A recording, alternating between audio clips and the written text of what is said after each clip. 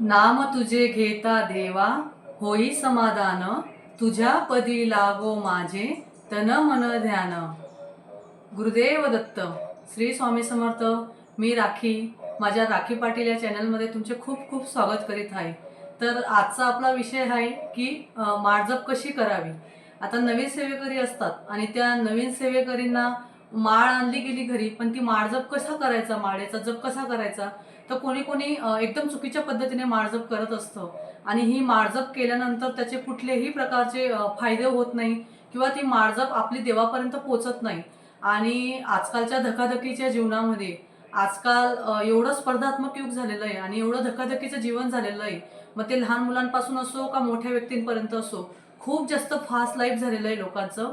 आणि त्याच्यामध्ये लोक स्वतःची शांती, मनशांती विसरून बसलेले आहेत. तर त्याच्यामुळे काहींना एन्झायटी होत असते, काहींना फ्रस्ट्रेशन येत असतं, काहींना डिप्रेशन येत असतं. तर काही लोक ही मेडिटेशन करत असतात, काही लोक ही ध्यान करत असतात, काही लोक ही नामजप करत असतात. बघा, नामस्मरणामध्ये एवढी मोठी शक्ती आहे. नामस्मरण केल्याने आपण देवापर्यंत पोहोचू शकतो. नामस्मरण केल्यामुळे आपण आपल्या गुरूंपर्यंत पोहोचू शकतो. तर नामस्मरणाचे खूप जास्त फायदे आहेत. मग ते नामस्मरण तुम्ही फक्त डोळे बंद करून आतल्या आत जरी केलं तरी चालतं. आता काही सेवेकरी असे असतात की त्यांना माळजप करायचा असतो, कारण माळजप केल्याने आपण देवाच्या एकदम जवळ जातो. देवाच्या पायाजवळ आपण जात असतो. म्हणून नामस्मरणाचे, माळजपचे खूप जास्त फायदे आहेत. तर आजचा माझा विषय आहे की माळजप कशी करावी. खूप लोकांना माळजप ही, बरेच लोक असतात की माळ ही चुकीच्या पद्धतीने माळजप करत असतात. आता माळ जप करत असताना लोक वेगवेगळ्या प्रकारची माळेचा वापर करत असतात. कोणी स्फटिकाची माळेचा यूज करतो, कोणी रुद्राक्षाची माळेचा यूज करतो, कोणी तुळशीची माळेचा यूज करतो. खूप वेगळ्या वेगळ्या प्रकारच्या माळ असतात. पण मग आपण जे स्वामी समर्थ सेवेकरी असतो त्यांच्याकडे जास्तीत जास्त ही रक्तचंदनाची माळ असते. ही माझ्याकडे ही रक्तचंदनाची माळ आहे. तर ह्या रक्तचंदनाच्या माळीवर जप करत असतात. तुम्हाला ज्या माळावर जप करायचा असेल त्या माळावर तुम्ही जप करू शकता. आता बघा, प्रत्येक कोणी कोणी कमळात आपलं हे कमळाची माळ असते, जी म्हणजे आपण जी श्रीयंत्रावर ठेवत असतो, ती कमळगठ्ठ्याची माळ असते. त्या कमळगठ्ठ्याच्या माळीवर पण कोणी कोणी जप करतो. विष्णू लक्ष्मीचा मंत्र असतो, तो जो जप असतो तो याच्यावर करत असतो, कमळगठ्ठ्याची माळेवर. पण मग आता माझ्याकडे सध्या ही माळ आहे, ही आहे रक्तचंदनाची माळ. तर ह्या माळेचा जप कसा करायचा हे मी आज तुम्हाला सांगणार आहे. कारण की कसं असतं ना, प्रत्येक माळ ही 108 मण्यांनी बनलेली असते. प्रत्येक माळ, आपण कुठल्याही माळाचा जप कराल तर ती माळ ही 108 मण्यांनी बनलेली असते. आता तुम्ही म्हणणार की 108 मण्यांनीच का बनलेली असते, मग ती 110, 105, 101 ह्या मण्यांनी का नाही बनलेली असते, तर त्याचं पण उत्तर मी तुम्हाला सांगणार आहे. आणि पहिली एक गोष्ट, सगळ्यात महत्वाची एक गोष्ट म्हणजे माळजप करत असताना आपण जी माळ गळ्यात घालतो तीच माळ आपण जपेला घ्यायची नाही. आपण गळ्यात घातलेली माळ जपायला घ्यायची आणि परत तीच माळ गळ्यामध्ये घालायची. हे साफ चुकीचं आहे. काही लोक आहेत ते असंही करतात की स्फटिकाची माळ, तुळशीची माळ तीच गळ्यात घालतात आणि तीच जपायला घेतात. तर हे खूप चुकीचं आहे. माळजप करताना ती माळ ही गळ्यात घालायची नाही. आणि दुसरी गोष्ट, सगळ्यात महत्वाची गोष्ट म्हणजे, जेव्हा आपण कुठल्याही दुकानामधून, कुठल्याही देवस्थानावरनं जेव्हा आपण माळ आणत असतो, तेव्हा ती माळ आणत असताना ती माळेचं, म्हणजे ती माळ आपल्याला जागृत करायची आहे. ती माळ आपल्याला तिच्यामध्ये आपल्याला एक देवत्व आणायचं आहे. तर ते माळेचे काही आपल्याला म्हणजे काही नियम आहे, नियम नाही म्हणता येणार, पण काहीतरी आहे की ती माळ पहिले आपल्याला जागृत करण्यासाठी काय करावं लागतं. तर पहिले अशी माळ आणायची, कुठलीही माळ आणा. माळ आणल्यानंतर एका डिशमध्ये, एक डिश घ्या, डिशमध्ये ती माळ अशी पकडा आणि ती माळ पकडल्यानंतर तिच्यावर पाणी टाका, आपलं साधं पाणी टाका. त्यानंतर गंगाजल असेल गंगाजल टाका, गंगाजल नसेल गोमूत्र टाका. गोमूत्र टाकल्यानंतर परत त्याच्यावर गाईचं दूध टाका. गाईचं कच्चं दूध असेल तर देशी गाईचं दूध असेल देशी गाईचं दूध टाका, नाहीतर साध्या दुसऱ्या गाईचं दूध असेल गाईचं कच्चं दूध टाका. ते गाईच्या दुधाने स्वच्छ धुवा, परत साध्या पाण्याने स्वच्छ धुवा. असं तिला थोडंसं म्हणजे, आपण ती खूप ठिकाणांहून फिरून आलेली असते, ती माळेला खूप जणांचे हात लागलेले असतात. त्यानंतर आपल्याला ती माळ सात्विक करायची असते. त्या माळीमध्ये सात्विक लहरी आणायची असतात, त्याच्यामध्ये पॉझिटिव्हिटी आणायची असते. तर ती माळ ते पाणी टाकून स्वच्छ धुतल्यानंतर, दूध टाकल्यानंतर, गोमूत्र, गंगाजळ असं टाकल्यानंतर ते नंतर स्वच्छ पाण्याने धुवायची आणि तिला कॉटनच्या कपड्याने तिला क्लीन करून घ्यायची, पूर्ण स्वच्छ करून घ्यायची ती माळ. आणि त्यानंतर ते केल्यानंतर त्या माळेला अष्टगंध लावून आणि तांदूळ हळद अष्टगंध अक्षदा असं लावल्यानंतर तिच्यावर एक वेळेस दिवा ओवाळून घ्यायचा, दीप प्रज्वलन करून दिवा ओवाळून घेतला. अशा झाल्यानंतर ती माळ ही सात्विक होऊन जाते. त्यानंतर आता माळ जप कशी करायची, तर पहिले मी सांगते ह्या माळेमध्ये 108 मणीच का आहेत. आता बघा, आपल्या ज्योतिषशास्त्रानुसार ब्रह्मांडाला 12 भागामध्ये 12 राशींमध्ये त्याला विभागलं गेलेलं आहे. तर त्या 12 राशी आहेत आणि 12 राशींना 9 ग्रह असतात. 12 राशी, 12 राशींचे 9 ग्रह, 12 गुणिला 9 तर किती झाले, 108. अशा प्रकारे एक महती आहे. त्याचप्रमाणे एका वर्षामध्ये सूर्य हा 21,600 वेळा 21,600 कला बदलवत असतो. आपलं जे 365 दिवस असतं, 365च्या म्हणजे एका वर्षामध्ये सूर्य 21,600 कला बदलत असतो. तर हा सूर्य वर्षभरामध्ये 2 वेळेस आपली स्थिती 2 वेळेस 6-6 महिन्यामध्ये आपली स्थिती चेंज करत असतो. एका वर्षामध्ये 6-6 महिने आपली स्थिती चेंज करत असतो. तर तो कधी उत्तरायणमध्ये जातो तर कधी तो दक्षिणायनमध्ये जातो, अशी स्थिती तो बदलवत असतो. तर 6 महिन्यातील एका स्थितीमध्ये 1,800 वेळा तो कला बदलतो. तर 1,800, आता 10800, तर 1,800 मधले 2 शून्य काढून टाकलेले आहेत आणि 108 असे 108 मण्यांनी ही माळ बनवली गेलेली असते. अशा वेगवेगळ्या प्रकारच्या आख्यायिका आहेत, असे वेगळ्या वेगळ्या प्रकारचे शास्त्र आहेत की ते कशामुळे हे माळ 108 मणी आहेत. तर बघा, सुरुवातीला ही अशी माळ असते, ही माळ अशी पकडायची आणि माळजप करताना एक गोष्ट नेहमी लक्षात ठेवा, माळजप करताना पहिले आपलं आसन, आपण जे देवाला आसन यूज करतो ते आसन असणं खूप महत्वाचं आहे. आसन शिवाय माळजप कधीच करायची नाही. आसन हे आपण जेव्हा देवपूजा करतो ते आसन सुद्धा हे आपण घरामध्ये चटईवर जेवायला बसतो, जी मॅट आपण जेवायला बसतो, कधी कोणाच्या घरामध्ये त्या मॅटवर नॉनव्हेज खाल्लं जातं, कधी त्या मॅटवर कोणी कशाही पद्धतीने बसलेलं असतं. तर पहिली गोष्ट म्हणजे आपलं देवपूजेचं आसन हे खूप पवित्र असलं पाहिजे. ते फक्त देवपूजेसाठीच वापर केला पाहिजे त्याचा. आणि दुसरी गोष्ट म्हणजे माळजप करताना आसन यूज करायचा. आणि माळजप सुद्धा केल्यानंतर माळजप ही एवढी पवित्र असते, ही माळ एवढी पवित्र असते, तर तिला तिच्या पवित्र जागेमध्येच ठेवली पाहिजे. ती अशी केल्यानंतर कुठेतरी असं कपाटीवर, फ्रीजवर असं कुठेतरी नाही अटकवून द्यायचं, कुठेतरी नाही ठेवून द्यायचं. तिला व्यवस्थित अशा देवाच्या ठिकाणी पवित्र जागेमध्ये तिला ठेवायची असते. तर ही माळजप असते. ही माळजप सुरुवातीला हातामध्ये घ्यायचं आणि हा वरती लाल कलरचा धागा असतो. या धाग्याच्या वरती जो मणी असतो, धागेच्या जवळ जो पहिला मणी असतो, या मणीला म्हणतात मेरुमणी. हा मेरुमणी असतो.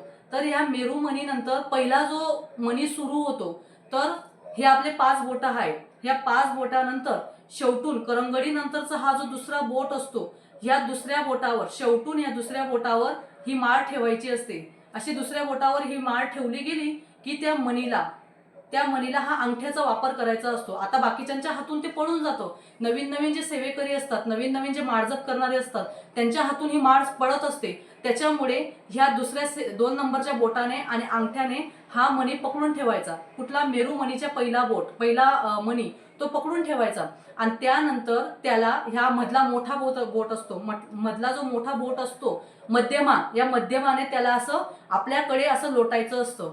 आणि ह्या बोटाने, 2 नंबरच्या बोटाने आणि मधल्या शेवटच्या करंगडीने, हा मधला बोट आपला गुरुचा असतो. अंगठ्यानंतरचा जो बोट असतो तो गुरुचा असतो. त्याच्यामुळे या गुरुच्या बोटाने माळाला धक्का करायचा नाही, माळेला अजिबात स्पर्श करायचा नाही आणि करंगडीने सुद्धा माळेला स्पर्श करायचा नाही. त्याच्यामुळे ह्या 2 नंबरच्या बोटावर माळ ठेवायची, ती अंगठ्यावर पकडायची आणि हा मधला मध्यमा असतो त्याच्याने माळ आपल्याकडे अशी करायची. श्री स्वामी समर्थ, श्री स्वामी समर्थ, श्री स्वामी समर्थ, श्री स्वामी समर्थ अशी माळजप करायची. आता ही माळजप पूर्ण केल्यानंतर 108 मणी पूर्ण झाल्यानंतर लगेच आपण शेवटी येतो, आपण शेवटच्या मणीकडे येतो. श्री स्वामी समर्थ असं म्हटल्यानंतर शेवटी जेव्हा आपण येत असतो तेव्हा आपण काय करतो, परत दुसरी माळ ओढताना परत तिला कंटिन्यू तीच नंतर करतो. तसं करायचं नाही. ती माळ अशा बोटावर घ्यायची आणि तिला असा टर्न घ्यायचा, बोटामध्ये अटकवायची आणि तिला टर्न घ्यायचा. मेरुमणी हा कधीच ओलांडायचा नसतो. मेरुमणीला ओलांडून दुसरी माळ चालू करायची नाही. पहिली माळ इथपर्यंत झाली की लगेच त्याच मणीला टर्न करायचा आणि ती माळ अशी टर्न घ्यायची. मेरुमणी ओलांडायचा नसतो. दुसरी गोष्ट, बाकीचे लोक जे हे करत असतात, माळजप करत असतात, तर कोणी असा हात लावून माळजप करतो. श्री स्वामी समर्थ, श्री स्वामी समर्थ, श्री स्वामी समर्थ, असं माळजप करत असतात. अशी माळजप चुकून करायची नाही. फक्त ह्या 3च बोटांचा माळेला स्पर्श व्हायला पाहिजे. आणि माळ ही कधीच जमिनीला अशी जमिनीवर म्हणजे जमिनीला स्पर्श होईल, जमिनीला टच होईल माळेचा, अशी माळ करायची नाही. माळ ही आपलं जे नाक असतं, नाक आणि आपलं पोट असतं, याच्यामध्ये ही माळ धरायची. हे बघा, अशी आपल्या नाकाच्या इथं अशी माळ धरायची, म्हणजे ती जमिनीला स्पर्श होणार नाही. आणि माळजप करताना आपण एकदम कॉन्सन्ट्रेशन देऊन, आपलं माइंड इतकं चंचल आहे, आपलं मन एवढं चंचल आहे की आपण जरी माळजप करतोय, आपण लोकांना बघायला दाखवतोय की मी माळजप करतोय असं म्हणून, पण आपलं माइंड हे एवढं चंचल आहे, मन, की ते माळजप करत असताना सुद्धा कुठे पण भरकटत असतं. त्याच्यामुळे माळजप करताना एकदम व्यवस्थित माळजप करायची, मनीकडे लक्ष ठेवायचा. श्री स्वामी समर्थ, श्री स्वामी समर्थ, श्री स्वामी समर्थ, असं एकदम कॉन्सन्ट्रेशन देऊन आणि मनाची चंचलता इकडं तिकडं नाही जाऊ देता त्याच गोष्टीवर एक नजर ठेवून तिथं आपण माळजप केली पाहिजे. कारण की आपली माळजप केलेला कुठलाही फायदा राहत नाही. आपण माळजप करतोच आहे, इकडं हा काय करतोय, तिकडं ती काय काम करते, असं अजिबात बघायचं नाही. पहिली एक गोष्ट, जर तुम्ही खूप मोठ्याने माळजप म्हणत असणार, खूप मोठ्याने माळजप करत असणार, तर ती माळजप पण जास्त लागू पडत नाही, ती सर्वसामान्य असते. त्यानंतर एकदम मनातल्या मनात म्हणतायत श्री स्वामी समर्थ, श्री असं म्हणतायत, तीही जास्त लागू पडत नाही. पण तुम्ही स्वतःच्या मनामध्ये एकदम तुम्ही खूप असं तल्लीन होऊन तुम्ही मनातल्या मनात श्री स्वामी समर्थ किंवा तुम्ही कुठल्याही देवाचं, कुठल्याही गुरुचं नाव घेऊन जर तुम्ही ती माळजप करीत असणार, तर ती माळजपच खरं म्हणजे त्याला रुजू लागते, त्याला रुजू पडते. ती माळच खरं म्हणजे देवांपर्यंत पोहोचत असते. कारण की तुम्हाला एक गोष्ट सांगते मी, की फुलं असतात, फुलं हे बगीचेमधनं आणले जातात एका टोपलीमध्ये, आणि ते फुलं पण येताना सगळे फुलं सोबत येतात. आणि फुलं आल्यानंतर त्या फुलांची माळ केली जाते, आणि त्या सगळ्या फुलांची माळ ही देवाला वाहिली जाते, देवावर टाकली जाते ती माळ. तर त्यातलं एक फुल माळ जेव्हा देवाच्या अंगावर टाकली जाते, तर तेव्हा ते एक फुल खाली पायरीवर पडून येतं. म्हणजे थोडंसं त्या फुलाला काहीतरी धक्का लागतो आणि ते फुल खाली पडतं. आणि बाकीचे फुलं हे देवाच्या अंगावर गेलेले असतात. तर ते खाली पडलेलं एक फुल त्या बाकीच्या फुलाला, माळमधल्या एका फुलाला विचारतं की का रे फुला, मी तर आपण तर बगीचेमधनं पण सोबतच आलो, आपण एकाच टोपलीमध्ये आलो, एकाच परडीमध्ये आलो, आपण आपली माळ पण तर सोबतच ओढली गेली, मी पण तर तुझ्या सोबतच आलो. मग जेव्हा देवाच्या अंगावर जेव्हा माळ टाकत होते, जेव्हा फुलमाळा चढवत होते, तर मी का खाली पडून आलो, म्हणजे मी का खाली पडलो आणि तू का त्याच याच्यामध्ये राहिला, माळेमध्ये राहिला. तर त्या माळेमधल्या फुलाने उत्तर असं दिलं की जर देवाच्या हृदयात जर आपल्याला जायचं असलं, देवाच्या मनात जर आपल्याला जायचं असलं, तर ते फुलाच्या हृदयामधनं आरपार सुई टोचावी लागते. म्हणजे आपण जेव्हा म्हणजे फुलमाळ बनवत असतो, तर आतूनच आपण बरोबर सुई घालत असतो. जर आपण थोडीशी जरी सुई बाजूने टाकली तरी ते फुल पळून जातं काही टायमाने. तर त्या फुलाने एवढं सुंदर उत्तर दिलं की जर तुला जवळ जायचं असेल, देवाच्या जर तुला पायाजवळ राहायचं असेल, तर जर फुलामधली फुलमाळ बनवताना ती सुई ही हृदयाच्या आरपार जाऊ द्यावी लागते. तरच आपण देवाच्या जवळ, देवाच्या सानिध्यात राहू शकतो, देवाच्या पायाजवळ राहू शकतो. त्याचप्रमाणे नामस्मरणाचं पण तसंच आहे. जर आपल्याला देवाच्या जवळ जायचं असेल, देवाच्या पायाजवळ जर आपल्याला राहायचं असेल, तर आपल्याला हृदयाच्या आरपार आपली सुई घालावी लागेल. म्हणजे आपलं नामस्मरण पण तेवढं स्ट्रॉंग राहायला पाहिजे. एकदम तल्लीन होऊन, कुठलाच न विचार करता, स्वामींची मूर्ती डोळ्यासमोर राहून, किंवा एखादं पुस्तक असेल जे स्वामी चरित्र सारामृतचं किंवा नित्यसेवेचं पुस्तक असेल, तर ते आपल्या डोळ्यासमोर ठेवायचं, खाली ठेवून घ्यायचं आणि तिकडं कंटिन्यू बघून, महाराजांच्या फोटोकडे बघून कंटिन्यू. एक तर देवाऱ्यामध्ये देवघर कोणाकोणाचं वरती असतं, तर त्याला ऑप्शन नसतं, तर पुस्तक खाली ठेवून किंवा महाराजांच्या फोटोकडे बघून माळजप ही करायची असते. आता बघा कसं असतं, बाकी लोक कशी माळजप करतात, श्री स्वामी समर्थ, श्री स्वामी समर्थ, श्री स्वामी समर्थ, श्री स्वामी समर्थ, अशी पण माळजप करतात. तुम्हाला एक इन्सिडेंट सांगते. एक बाबा होते, कोण होते ते माहिती नाही ते बाबा. तर ते बाबा काय म्हटले की मी माळजप इतका दिवसभरामधनं 11,000 माळजप करतो मी, पण तरी मला अजून देव पावलेला नाहीये. मग एका जणाने विचारलं, ते स्वामी समर्थ सेवेकरी मधलेच होते, तर एका जणाने विचारलं की बाबा मग तुम्ही एवढे 11,000 माळ जप करतात, दिवसभरात तर आम्हाला 11 माळी माळ जप करायला आमची जीवावर येते, तर तुम्ही एवढे 11,000 माळ जप कसे करतात बरं? तर त्या बाबांनी सांगितलं की मी दिवसभरात अशी माळ जप करतो, श्री स्वामी समर्थ, श्री स्वामी समर्थ, श्री स्वामी समर्थ. तर लगेच दुसऱ्या माणसांनी पण तसंच उत्तर दिलं, दुसऱ्या एका काकांनी पण तसंच उत्तर दिलं बाबांनी की हो मी पण तर 70 वर्षापासून 65 वर्षापासून मी पण माळ जप करतोय, पण अजूनही मला माझा हरी पावलेला नाही, अजूनही मला माझा देव पावलेला नाही, माझं असं काय चुकतंय? तर त्यालाही त्या स्वामी सेवेकरीने प्रश्न विचारला की तुमची माळ जप करण्याची पद्धत कशी आहे? तर त्याने सुदर्शन चक्र सुरू केलं आणि सुदर्शन चक्राप्रमाणे सांगितलं की मी अशी अशी माळ जपत असतो दिवसभरामध्ये. असं फॉर एक्झाम्पल श्री स्वामी समर्थ, श्री स्वामी समर्थ, अशी माळ जपत असतो मी दिवसभरामध्ये. तेव्हा त्यांनी उत्तर दिलं की बाबा ही माळ जप म्हणजे ही माळ जप करणे खूप चुकीची आहे, कारण यथा सांगते कर्म काही घडेना आणि घडे कर्म ते पुण्य गाठी पडेना. म्हणजे जर तुम्ही तुमचं कर्म करताय तर ते कर्माचा काही उपयोगच नाही, आणि तुम्ही जे पुण्यासाठी जे कर्म करताय तर त्याचा जर काही उपयोगच होत नाही तर तुमची माळजप करून काय फायदा? म्हणून एकच माळजप करा, एवढी ध्यान देऊन एवढं कॉन्सन्ट्रेशन देऊन ती माळजप करा की ती माळजप केलेल्याचं पुण्य आणि आपलं कर्म हे देवापर्यंत पोहोचलं पाहिजे, महाराजांपर्यंत पोहोचलं पाहिजे. दुसरी गोष्ट, ही माळ जप करत असताना आता बघा प्रत्येकालाच हे शक्य होईल असं नाहीये. आता माझ्याकडे ते गोमुख नाहीये, माझं गोमुख हे केंद्रामध्ये राहिलेलं आहे, तर प्रत्येकालाच हे जमेल असं नाहीये. सुरुवातीच्या सेवेकऱ्यांना माळजप करत असताना आपण गोमुखाचा उपयोग केला पाहिजे. आता तुम्ही म्हणणार गोमुख म्हणजे काय? गोमुख म्हणजे एक पिशवी असते, एल आकाराची एक पिशवी असते, तिच्यामध्ये हात घालायचा आणि तिथून ती माळजप करायची, सुरुवात करायची माळजपेला. गोमुख मधनं बाहेर माळजप काढून माळजप करायची नाही, कारण की असं म्हणतात की माळजप करताना दुसऱ्याची दृष्टी, दुसऱ्याची नजर ही आपल्या माळेवर पडली नाही पाहिजे. पण ते प्रत्येकाला शक्य होत नाही. जसे जसे जुने सेवेकरी बनत जातात तसे तसे ते दुसऱ्या गोष्टींमध्ये चेंजेस करत असतात, बदल करत असतात. तर तुम्हाला शक्य होत असेल तर तुम्ही माळवर, आता बघा आता केंद्रामध्ये माळवर फ्री गोमुख मिळत असतं, ते गोमुख घ्या आणि त्या गोमुखवरच माळजप करण्याचा प्रयत्न करा जास्तीत जास्त. आणि तिसरी एक गोष्ट म्हणजे आपली माळ ही दुसऱ्या बाहेरच्या व्यक्तीने वापर करता कामा नये. दुसरे बाहेरचे पाहुणे मंडळी आले आपल्याकडे आणि आपण त्यांनी जर आपल्याकडनं माळ मागितली तर आपण नाही म्हणता येणार नाही. कधी कधी आपल्याकडे अशी पाहुणे येतात की त्यांना माळजप करायचा आहे, तर ते म्हणतात की तुमच्याकडे माळ असेल तर मला ती माळ द्या असं म्हणून. तर मग ते आपण त्यांना तेव्हा नाही म्हणू शकत नाही, पण त्यांचा जर माळेचा उपयोग झाला त्यानंतर ही माळ गोमूत्राने किंवा गंगाजलाने आणि दुधाने परत तिला व्यवस्थित सात्विक करून घ्या. म्हणजे त्यांचं जे पाप असेल, आता त्यांचं पाप पुण्य आपल्याला माहिती नसतं, पण एकदा हे सात्विक करणं, ही माळ व्यवस्थित आपल्याच लहरी आपल्या त्या माळमध्ये येण्यासाठी ती माळ स्वच्छ करून घ्यावी लागते. म्हणून माळ जप करण्याचे काही नियम आहेत की जो हा मेरुमणी आहे तो ओलांडायचा नाही. या 3च बोटांनी माळेचा उपयोग, बोटाचा उपयोग करायचा. हा बोट गुरूंचा असल्यामुळे ह्या बोटाने अजिबात स्पर्श होता कामा नये.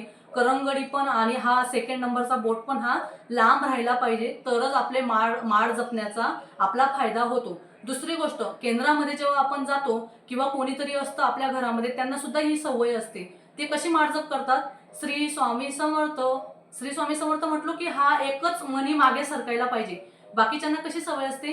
श्री स्वामी समर्थ लगेच 2 मनी मागे टाकतात. आपण जेवढा वेळेस श्री स्वामी समर्थ म्हणतोय तेवढ्या एकच वेळेस मनी मागे जायला पाहिजे. कंटिन्यू एकदम एकदा बोललो आणि 2 मनी मागे जातील, एकदा बोललो आणि परत 2 मनी मागे जातील, असं नाही करायचं. जेवढा वेळेस आपण शब्द बोललो तेवढ्याच वेळेस मनी मागे जायला पाहिजे, तरच ते आपण 108 वेळेस बोललेल्याचं ते सार्थकी लागेल. तर असं आहे हा माळजप करण्याचे फायदे. आणि ह्या माळजप केल्याने आपलं चंचल मन, आपलं जे मन भरकटतंय, आपल्याला जी एन्झायटी, फ्रस्ट्रेशन, डिप्रेशन येतंय, तर याच्यामुळे रात्री आपल्या मनाला खूप मनशांती लागत असते आणि आपलं मन हे खूप शांत होत असतं. आणि बघा, तुम्ही दुसरी सेवा नाही केली तरी चालेल, 11 माळी जप तुमच्याकडनं होत नसेल, पण एकच माळ जप अशी करा दिवसभरामधनं, अशी माळ जप करा की ते पूर्ण आपण देवाच्या सानिध्यात गेलं पाहिजे. म्हणजे देवाने आपल्यावर एकदा नजर टाकली पाहिजे, आपल्या गुरूंनी, की खरंच माझा भक्त आहे आणि हा खरंच माझा सेवेकरी आहे. तर खरंच अशी एक माळजप करा आणि माळजप करण्याची एवढी स्वतःला सवय लावून घ्या की दिवसभरामधनं आपल्याकडनं एकदाही माळजप झाली नाही तर आपल्याला रुख वाटेल. असं आपल्याला अशी सवय लागायला पाहिजे. तर आपण जरी बेडवर चाललो गेलो रात्री झोपायला, मग ते 10:30 वाजले, 11 वाजले, 11:30 वाजले, पण आपण तिथून बेडवरनं उठून यायला पाहिजे. आणि पहिली गोष्ट, माळजप करत असताना स्वतःला पवित्र राखणं खूप महत्वाचं असतं. स्वतःला पावित्रता, स्वतःमध्ये आपण पावित्रता ठेवली पाहिजे. माळजप करत असताना किंवा महाराजांची सेवा करत असताना येताना कधीही पहिले पाय धुवून या, हात आणि पाय धुवून या. अंगावर थोडंसं गोमूत्र नसेल तर गोमूत्राची अशी स्प्रेची बॉटल येते, हे बघा गोमूत्र असतं. तर गोमूत्र हे आपण कोरोनाच्या वेळेस आपण जे वापरायचो, आपण सॅनिटायझर वापरायचो, तर अशा सॅनिटायझरची बॉटल असेल तर सॅनिटायझरची बॉटल गोमूत्राची करून घ्या. आणि आपल्या अंगावर जे आपण करतो, कुठलीही सेवा करताना गोमूत्र हे घरामध्ये शिंपडून घ्यायचं, देवाच्या आजूबाजूला शिंपडून घ्यायचं. कोणी कामाची बाई आलेली असते, भांडेवाली बाई, झाडू पोछावाली बाई, आपल्याला माहित नाही कोण कसं असतं ते, तर एकदा आजूबाजूला पण गोमूत्र शिंपडून घ्यायचं. दुसरी गोष्ट आपल्या अंगावर पण गोमूत्र शिंपडून घ्यायचं, म्हणजे आपण पवित्र होत असतो. तर अशी एक गोमूत्राची बॉटल करून घ्यायची. आणि अशी बॉटल जर तुमच्याकडे अवेलेबल नसेल तर एका भांड्यामध्ये गोमूत्र टाकून घ्यायचं आणि फुलाने ते गोमूत्र आपल्या अंगावर शिंपडून घ्यायचं, म्हणजे आपण पवित्र झालेलो असतो. आणि पहिली गोष्ट म्हणजे गोमूत्र आपलं सेवा करत असताना, माळजप करत असताना आपल्या अंगामध्ये काळं वस्त्र घालायचं नाही. जर काळं वस्त्र असेल तर ते काढून यायचं. अशा छोट्या छोट्या गोष्टी आहेत की त्या गोष्टींचा नियम वापरून, म्हणजे नियम